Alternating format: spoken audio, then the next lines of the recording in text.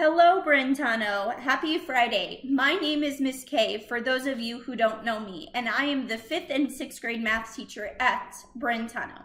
One thing I can tell you is if you haven't made it to 5th grade math yet, when you get there, you will learn one thing, that math is life. Math exists everywhere. And today, we're going to read one of my favorite stories about math called The Math Curse by John Sazika and Lane Smith. Here we go.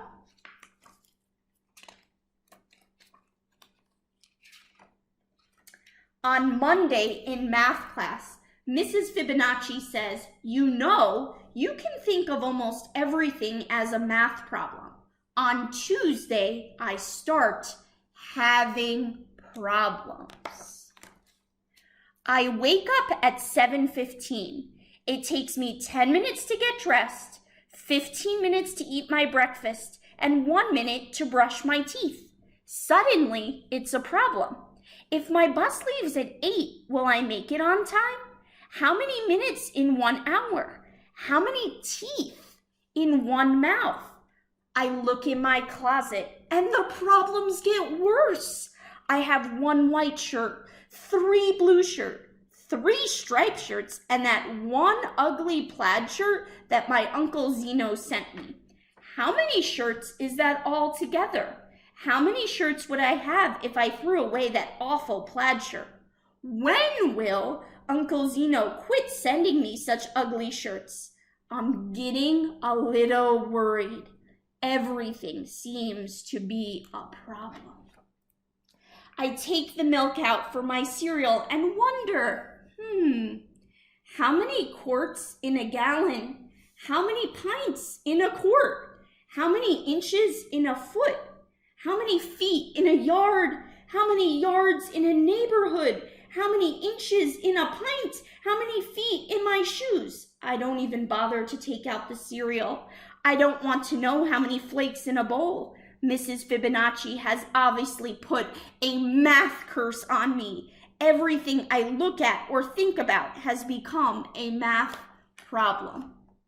I try to get on the bus without thinking about anything, but there are 5 kids already on the bus.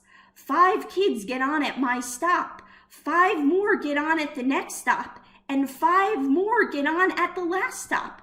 True or false? What is the bus driver's name? Mrs. Fibonacci has this chart of what month everyone's birthday is in. Which month has the most birthdays? Which month has the fewest? Why doesn't February have a W? Don't you think this chart looks sort of like a row of buildings? Do you ever look at clouds and think, they look like something else? What does this ink blog look like to you?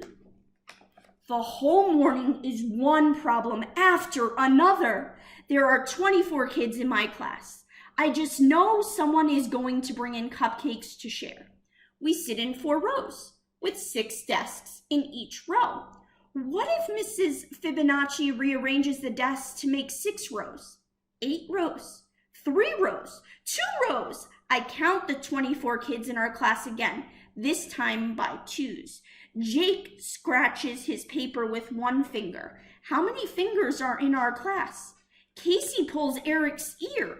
How many ears are in our class?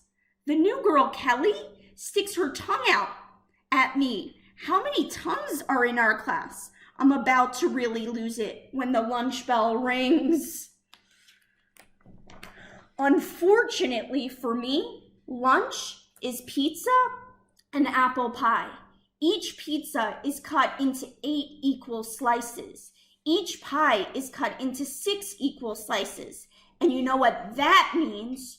Fractions! If I want 2 slices of pizza, should I ask for 1/8, 2/8, 2 slices of pizza? What is another way to say 1/2 of an apple pie? 2/6, 3/6, la molte un tarte, ax pommes? Which tastes greater, a half a pizza or a half an apple pie?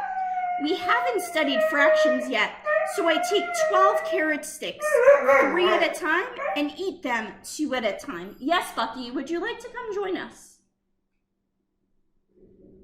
Huh? Then you need to be calm. In the afternoon, every subject is a problem. Social studies is a geography problem. The Mississippi River is about 4,000 kilometers long. An M&M is about 1 centimeter long. There are 100 centimeters in a meter and 1,000 meters in a kilometer. Estimate how many M&Ms it would take to measure the length of the Mississippi River. Estimate how many M&Ms you would eat if you have to measure the Mississippi River with M&Ms. Bonus! Can you spell Mississippi without any M and M's? English is a word problem. If mail plus box equals mailbox, does lipstick minus stick equal lip? Does tuna fish plus tuna fish equal tuna fish? Phys ed is a sports problem. In 1919, Babe Ruth hit 29 home runs, batted .322 or 322 thousandths, and made $40,000. In 1991, the average Major League Baseball player hit 15 home runs, batted .275 or 275 thousandths, and made $840,000. Circle the correct answer. Babe Ruth is less than the average modern baseball player. Babe Ruth is greater than the average modern baseball player. Babe Ruth equals the average modern baseball player. In art, we finally get to relax with a connect the dot picture. Here is my picture. Too bad it turns out to be a connect the ancient Mayan numerals picture. Oh no. Math is just a total problem. Mrs. Fibonacci says there are many ways to count. She asks us to give us some examples. Russell counts on his fingers. 1, 2, 3, 4, 5, 6, 7, 8, 9, 10. Molly says 2, 4, 6, 8, 10. Mrs. Fibonacci says, I always count 1, 1, 2, 3, 5, 8, 13. But on the planet Tetra, kids only have 2 fingers on each hand. They count 1, 2, 3, 10. And on the planet Binary, kids have only 1 finger on each hand, and they count 1, 10. What are the next 5 numbers in each sequence? Do you think Mrs. Fibonacci has been to the planet Tetra? How would you bowl if you lived on the planet Binary? Such great questions. We are just about to go home when Rebecca remembers the special birthday cupcakes her mom made. There are 24 kids in the class. Rebecca has 24 cupcakes. So what's the problem? Rebecca wants Mrs. Fibonacci to have a cupcake too. Everyone is going crazy trying to figure out what fraction of a cupcake each person will get. I'm the first to figure out the answer. I raise my hand and tell Mrs. Fibonacci, I'm allergic to cupcakes. Everyone, 24, believes me and gets 1 cupcake. No one has to figure out fractions. I stagger out of school. I'm a math zombie now. I have to find something to break this math curse. I decide to try chocolate. My favorite candy bar is usually 50 cents. But guess what? Today it's on sale for 50% off. Negative b plus or minus the square root of b squared minus 4ac over 2a, where a equals the number of letters in your first name, b equals your age, and c equals your shoe size. I decide to buy licorice instead. I pull out my money. I have a $5 bill, a $1 bill, a quarter, and a penny. George Washington is on both the quarter and the $1 bill. Abraham Lincoln is on both, the penny and the $5 bill. So which is true? A, 1 Washington equals 25 Lincolns. 5 Washingtons equal 1 Lincoln. 1 Washington equals 100 Lincolns. 1 Lincoln equals 20 Washingtons. Don't forget to show your work extra credit. How do you think Thomas Jefferson feels about all of this? I am now a raving math lunatic. But if this keeps up for a whole year, how many minutes of math madness would that be? What's your problem, says my sister. 365 days times 24 hours times 60 minutes, I snarl. Dinner brings me no relief. While passing the mashed potatoes, Mom says, what your father says is false. Dad helps himself to some potatoes and says, what your mother said is true. I think about that for a minute.